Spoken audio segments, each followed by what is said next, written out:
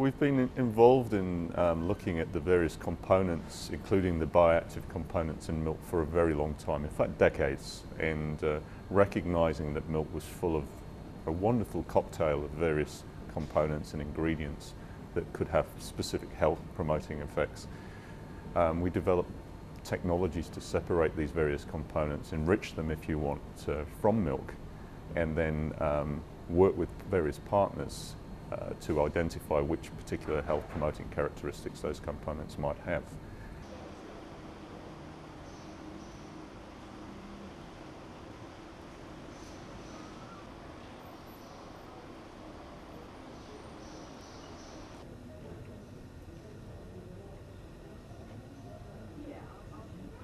These drugs cause diarrhoea and white blood cell loss, exposing people to infection.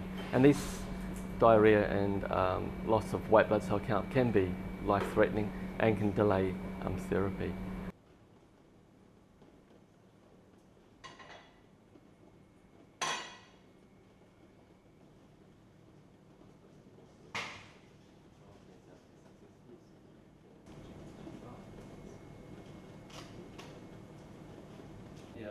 It looks like they're all tasty.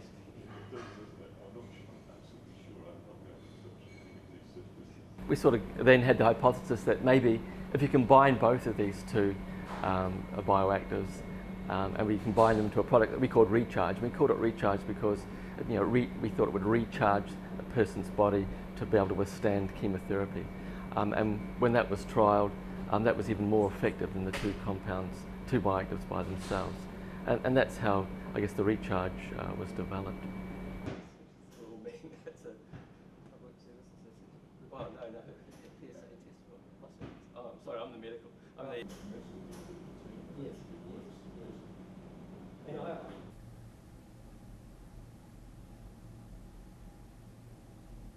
Well, ice cream normally undergoes a heating step during its manufacture, pasteurisation.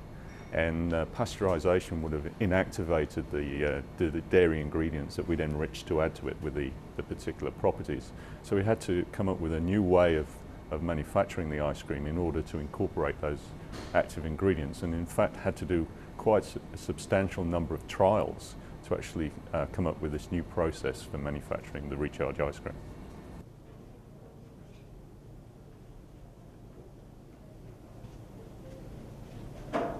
In people that have got particularly advanced cancer, nutrition, just basic nutrition, is a problem. Often the energy is being sucked away by the cancer, so keeping up with a true nutritional requirement is a problem. So food is largely to do with keeping up with energy requirements.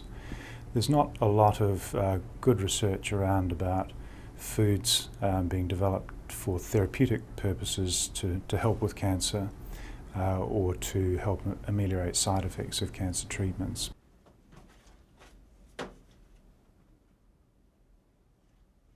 As it's turned out, ice cream has been quite a novelty for patients and for investigators alike. I mean, it does present logistic issues with transporting frozen material around the country, but by and large the ice cream study is what it's known as, and patients have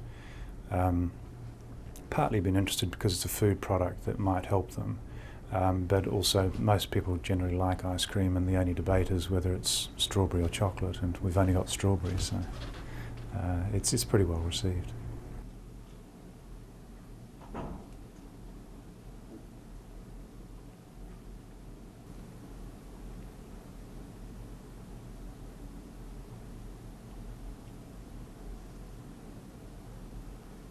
I usually eat it around about 4:30, and I feel a bit decadent. I take my ice cream out and have a, sit either on the deck or watching MasterChef and eat my ice cream, and it's a little treat. So it's a nice thing to do. It is nicer rather than, I'm not a lover of taking pills, and I find this is a much more pleasant way of doing it.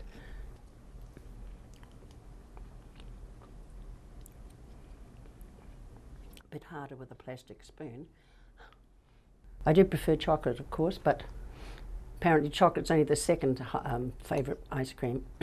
But no, it's quite nice. It's different. The consistency's different. It's doesn't melt as quickly, and it's not as soft. It's a harder, very dense composition, but it's very pleasant to take. I have to eat it all.